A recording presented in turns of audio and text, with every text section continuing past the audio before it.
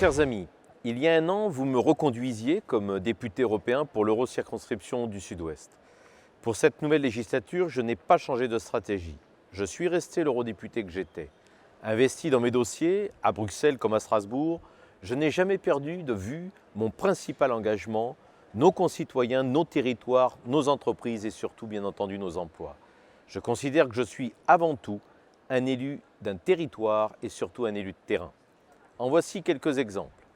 D'abord, je cherche à renforcer la compétitivité des entreprises françaises sur les marchés mondiaux. C'est pour cela que je me suis investi dans les négociations commerciales avec les États-Unis. Je le soutiens, mais pas à n'importe quelle condition. Je me suis rendu également au Vietnam il y a peu pour discuter du futur accord de libre-échange et donc ouvrir de nouvelles pistes de coopération industrielle et commerciale avec ce pays.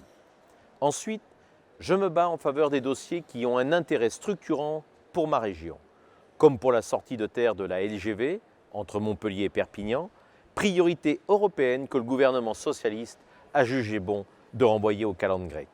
Je suis allé présenter au commissaire européen chargé des crises notre projet de construire une base de sécurité civile d'envergure européenne sur le site de Nîmes-Garons. Les Gardois la connaissent bien. Je tiens aussi à défendre les intérêts de nos traditions et de nos entreprises. C'est pour cela que je me suis rendu à La Guiole et que j'ai défendu devant le Parlement la mise en place d'une protection des appellations non agricoles. J'ai reçu également les pêcheurs du Languedoc-Roussillon pour me faire écho de leurs difficultés auprès de la Commission et lutter contre la concurrence déloyale des pêcheurs de thon philippins. C'est enfin pour cette raison que j'ai réussi à maintenir la commercialisation du foie gras au Parlement européen que certains ayatollahs verts voulaient interdire et que j'ai soutenu également les apiculteurs des Cévennes pour l'obtention de leur IGP.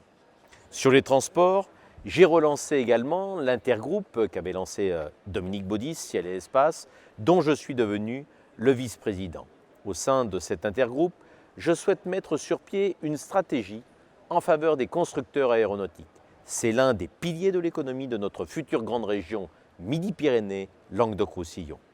En mars dernier, d'ailleurs, mes collègues m'ont élu député européen de l'année, notamment pour avoir pris à bras-le-corps le sauvetage des aéroports régionaux menacés un temps par la Commission européenne et j'en suis très honoré.